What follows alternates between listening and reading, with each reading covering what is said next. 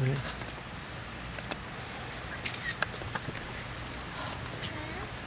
are gathered together this afternoon to witness a marriage between Dan and Shelby. The tradition we follow is as old as written language, and although this is not a church, I would remind you that this is nonetheless sacred ground. Sacred because of its location, here in a temple of trees and water, consecrated by nature itself. And sacred because of what is to take place here, for that which passes between loving people is eternally holy. To marry is to form an equal partnership tied together by the tenuous bonds of emotion and love. It is at once the most fragile of relationships and the strongest. Fragile because it requires exactly the right mix of freedom and interdependence, of caring and of sharing, of being together and of being alone. But it is strong because it involves the unseen forces of something we usually call love.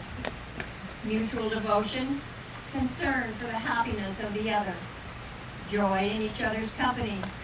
For there is no stronger force involving human relationships than this silent bond of love.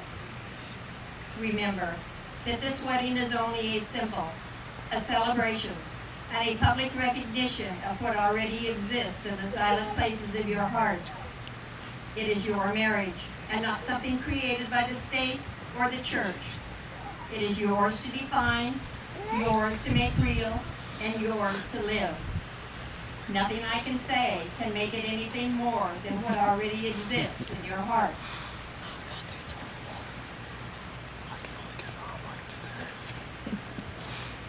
Remember also that marriage is a shared relationship and not a matter of possession. It is a means of showing your commitment to one another, not a blind surrendering of personality. It is not an excuse to become limited in your outlook. It is an opportunity for mutual growth. A good marriage must be created. In the art of marriage, the little things are the big things. It is never being too old to hold hands, and it is remembering to say I love you at least once a day. It is never going to sleep angry. It is having a mutual sense of responsibilities and common objectives, and it is standing together, facing the world. It is forming a circle of love that gathers in the whole family. It is speaking words of appreciation and demonstrating gratitude in thoughtful ways. It is having the capacity to forgive and to forget. And it is giving each other an atmosphere in which each can grow. It is finding room for the things of the Spirit. It is a common search for the good and for the beautiful. It is not only being friends, it's being best friends. And it is not only marrying the right partner, it is being the right partner. No other human ties are more tender, nor vows more sacred than those which we are now about to assume. Dan, do you take this woman to be your wife, to live together in the holy estate of matrimony? Will you love her, comfort her, honor and keep her, in sickness and in health, and forsaking all others, be faithful to her as long as ye both shall live? I do. And Shelby, do you take this man to be your husband, to live together in the holy estate of matrimony? Will you love him, comfort him, honor and keep him, in sickness and in health, and forsaking all others, be faithful to him as long as ye both shall live? Now do your vows, and Dan will start with you. I, Dan, take you, Shelby, I, Dan, to be my wife. I promise to work, to work, to play, to dream with you, and to do my best to make those dreams come true. I promise to share your tears and your laughter, and to allow you to share mine. I promise that I will honor you for who you know yourself to be, and celebrate the ways you are different than me. With love in my heart, I will always respect and support you. as you determine who you will yet become. Who you will yet become. Now, Shelby. I shall be taking Dan to be my husband. I promise to work, to play, to dream with you, and to do my best to make those dreams come true. I promise to share your tears and your laughter, and to allow you to share mine. I promise that I will honor you for who you know yourself to be, and celebrate the ways you are different from me.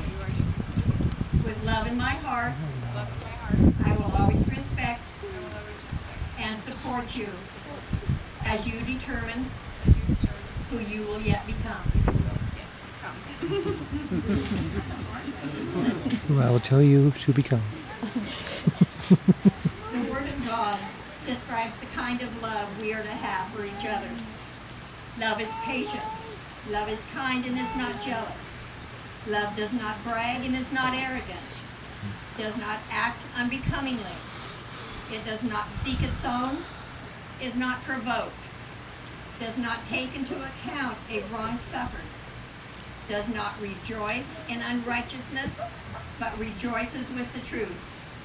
Bears all things, believes all things, hopes all things, endures all things, and love never fails. Dan and Shelby, if you will endeavor to live by these words, you can meet any obstacle with confidence and assurance. Having this love in your hearts, you have chosen to seal your vows by the giving and the receiving of rings. Though small in size, these rings are very large in significance. Made of precious metal, they remind us that love is not cheap nor common. Indeed, love may cost us dearly. Made in a circle, their design tells us that love must never come to an end. We must keep it continuous. And as you wear these rings, whether together or apart for a moment, may they be constant reminders of these glad promises you are making today. Dan, will you place this ring upon Shelby's finger and repeat after me? This ring I give you is a token of my love and commitment.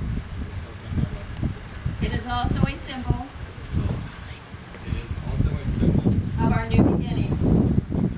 The sharing of a lifetime built on understanding, loyalty, respect, and trust. And most of all, an everlasting love for you. Shelby, will you place this ring on Dan's finger and repeat after me? This ring I give you is a token of my love and commitment.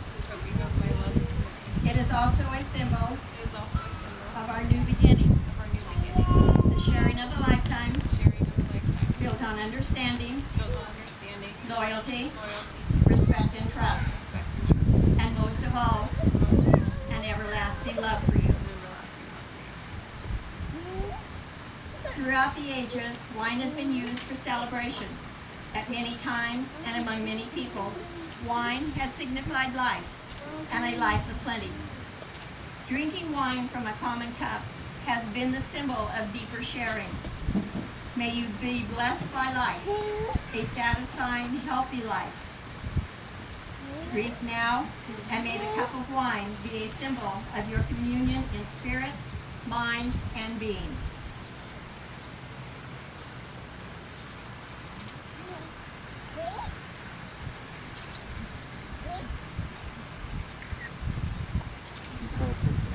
I thought he was going to go down.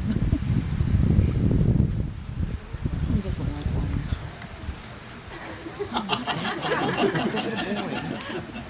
Look at him shaking his head.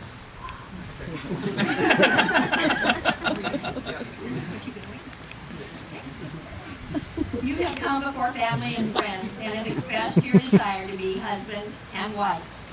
You have shown your love and affection by joining hands, have made promises of faith and devotion each to the other, and have sealed these promises by the giving and receiving of rings.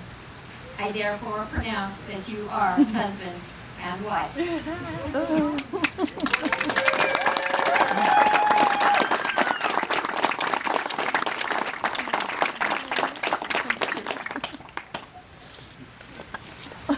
I have the pleasure to introduce to you for the very first time, Mr. and Mrs. Dan and Shelby Erickson.